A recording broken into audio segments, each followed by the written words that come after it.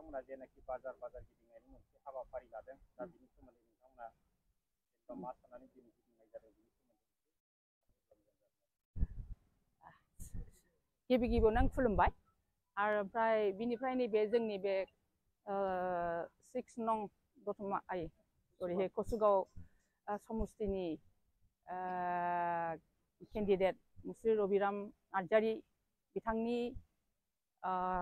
समस्ति हिसाबै बे कसुगाव ओनसोलाव जे डेभेलपमेन्ट लाबोनो नागिरदों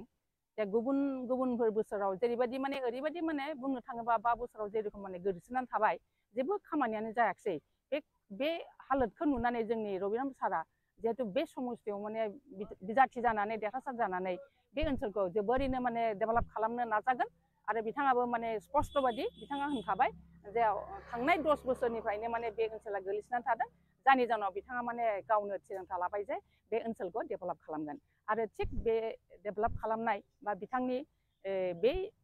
हाबाफारियावनो जों दिनैहाय नैबे कसुगाव समस्तिनि कसुगाव टाउननि बा बाजारनि जेनाखि दखानफोर दङ गलाफोर दङ बे गलाफ्राव जोङो हाबनानै जों साफ्रोमबो बेफारि बिथांमोनखौ जों गामसा गांसेजों जों बिथांमोनखौ बरायदों जाहाथे माने बिथांमोना नांगोलनि सावगारियाव भटखौ होयो आरो बिनिफ्राय माने देरहासार जानानै जाहाथे बे बाजार एरिया डेभेलप जायो आरो बाजार जेनाखि बिजनेस बे बिजनेसा जाहाथे माने गोजौआव फैयो माने बेफार बानिज्य जाहाथे मोजाङै जायो बिनि थाखायनो जोङो दिनै नैबे जोंनि कसुगावनि खाथि खाला गासिबो जायगानिफ्रायनो जोंनि आइजोफ्रा ओंखारनानै बे हाबाफारियाव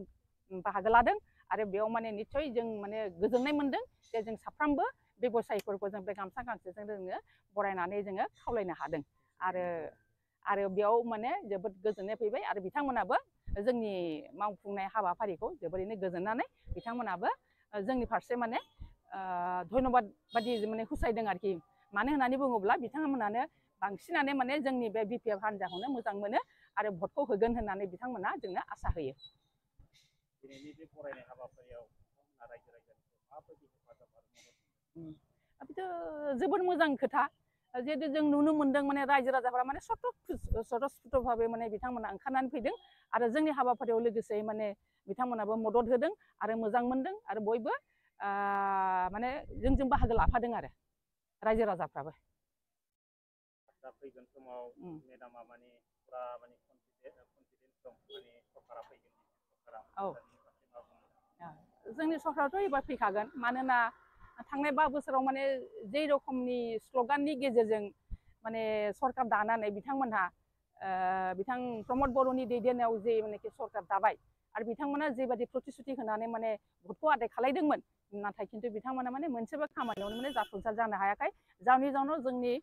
रायजो राजाफ्रा गासैबो माने बिथांमोननि प्रति माने एसे मा होननांगौ बिदिखौ एसे ब्रिटिसना मोननाय जादों आरो नैबे समाव माने जोंनि हाग्रामा महिलारि सारनि दैदेननायाव जे जोंनि नांगोल पार्टिया अर्थात बिपिएफ पार्टिया जे देरहाखागोन बेखौ जों नुनो मोनदों खारन जेबो फारसे माने थांनाय 5 बोसोराव माने जेबो खामानिखौ बिथांमोनहा मावनो हायाखै जायनि जाहोनाव जोंहा दा रायजो राजाफ्रा गासैबो माने जोंनि बिपिएफ पार्टिखौनो माने मदद होदों आरो बेखौ जोङो केवल जोंनि मेगनजोंल' नुवाखै जों खोनायाखैल' नङा जों जेरावबो माने टिभि होनबा बायदि मिडियामखौनो बुं जेरावबो जों बे गासैबो समस्तियावनो जोङो बे जाथायखौ नुनो मोनबाय जे रायजो राजा साफ्रोमबो ओंखारबाय आरो कर्मिफ्राबो माने जोबोरैनो माने गोसोआव मोजां थांखि लानानै खामानिखौ मावदों आरो बिनि थाखायनो जोङो माने नांगोल पार्टिया देरहागोन आरो जोंनि फैगौ माने बे बिसायख'थियाव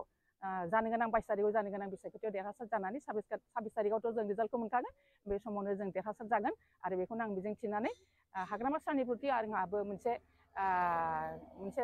आसा दङ जे बिथाङा जेखौ बुंदों बेखौनो मावगोन जेरैबायदि बिथाङा गेरेन्टि होदों जेरैबायदि बिथाङा इस्ताहारखौ मुखुलि खालामदों बा बुंदों बेहाय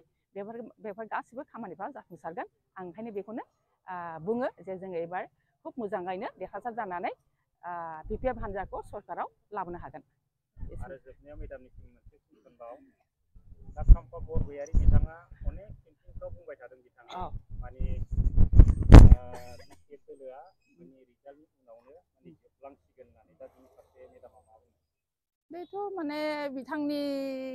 मा बुंनांगौ बेखौ सासे मानसिया जेरै माने बांद्राय सिमां नुयो माने अलिक सप्न होननानै बुङो नङा होमबा बिथाङा माने अलिक सप्न नुदों आरो नंथारै सिमांखौ नुगासिनो दं मानो होननानै बुङोब्ला बिथाङा माने नैबे समस्तिनिफ्राय बै समस्तियाव थांदों बै समस्तिनिफ्राय नैबे समस्तियाव माने एसे जावलिया जानानै माने बेफोरबायदि बुंदों आरोखि बिथाङा जे माने गावा माने गोसोआव जे स्थिरता गैला बेनो आरोखि फोरमान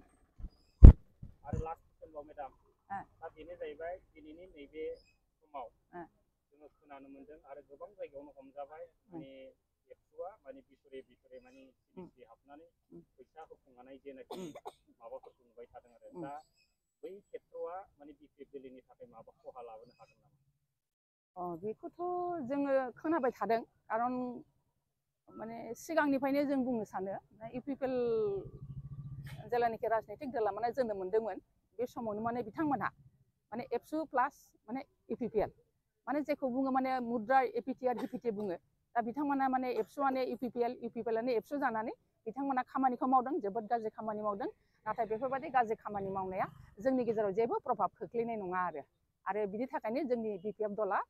जेबो खहा जानायबो नङा आरो बरन्स माने जोंहा साबसिन मोजां पइन्टआव फैगोन जे जोङो रावबो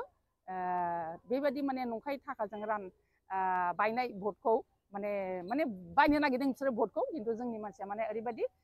जोंहाबो माने गावनि सायाव माने फोथायनाय दं जे जों रावबो जोङो माने मालाय हान्जानो जोङो मालाबाबो फैसाजों जोंनि भटखौ फाननाय नङा।